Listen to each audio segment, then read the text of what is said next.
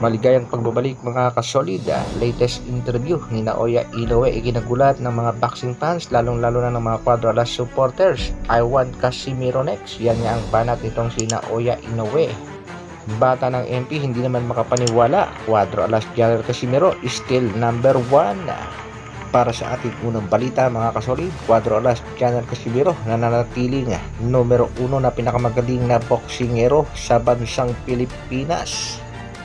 Heto nga mga kasolid, ang latest update na nilabas ng BoxRec, Pinoy Boxers, pinakamagagaling sa mga aktibo. Number 10 nga dito mga kasolid, itong si Mercito Hesta. Pumasok naman sa pangsyama, itong si RJ Raquinela. Number 8 ang former world champion na si Melvin Jerusalem. Number 7 naman itong si Christian Araneta. Pasok sa pang-anim itong si Charlie Suarez at nananatili nga pang-lima dyan mga kasolid ang ating pangbatong si Nonito Donaire Jr. Nasa pang-apat na pwesto naman si Mark Magnifico Magsayo at pumapangatlo itong si Vincent Acero Astrolabio. Nasa second spot ang former unified champion Marlon The Nightmare Tapales at nananatiling numero 1 ang angas ng Pinas, Cuadro Alas General Casimiro.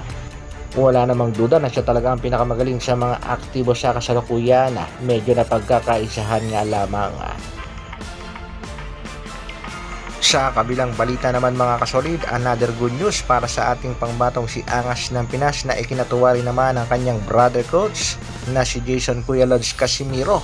Iyan nga ay patungkol sa bakbakan sa pagitan nitong si Angas ng Pinas at Naoya Inoue. Ayon nga sa Japanese promoter, no Sean Gibbons, no problem. Hindi katulad ng sinabi nito nga si Dakilang Alalay, pag walang Gibbons, walang laban kay Naoya Inoue. Sa pinakalites niyang interview dito kay Naoya Inoue, ang Japanese Monster, ay dito nga nabanggit nitong Japanese Monster na 3 beses pa siyang lalaban sa Super Bantamweight Division.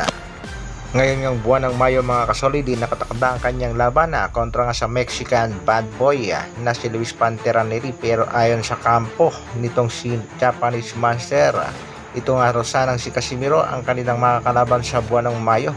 Kung hindi nga lang daw nagka-problema ito nga si Angas ng Pinas sa kanyang pinakahuling laban.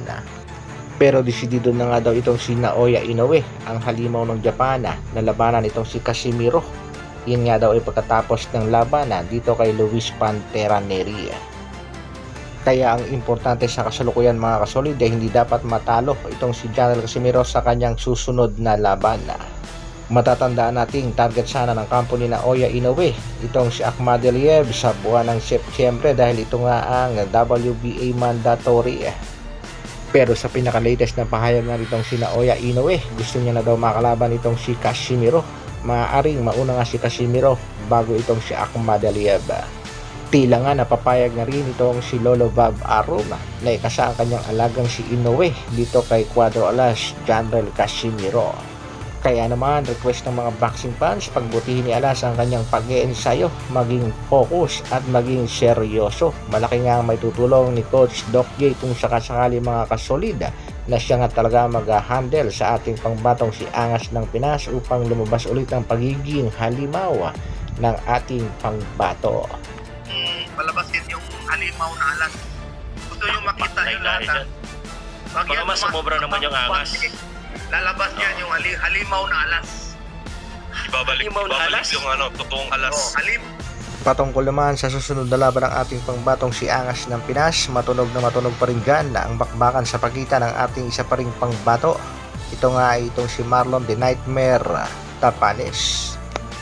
Ayon nga sa mga Japanese promoter mga kasolid, ay maganda naman ang tinatakbo ng negosasyon sa laban ng ating pangbatong si Cuadro Alas General Casimiro.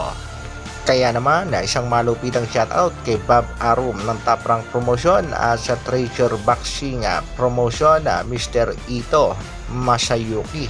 Ikasa na yan. Hanggang dito na lang muna mga kasolid. Maraming salamat sa patuloy na pagsuporta at panonood. Isang like naman dyan at sa mga bagong mapapadaan sa ating munting channel, alam na, mabuhay Dr. Alvin Vlogs. Brrrr.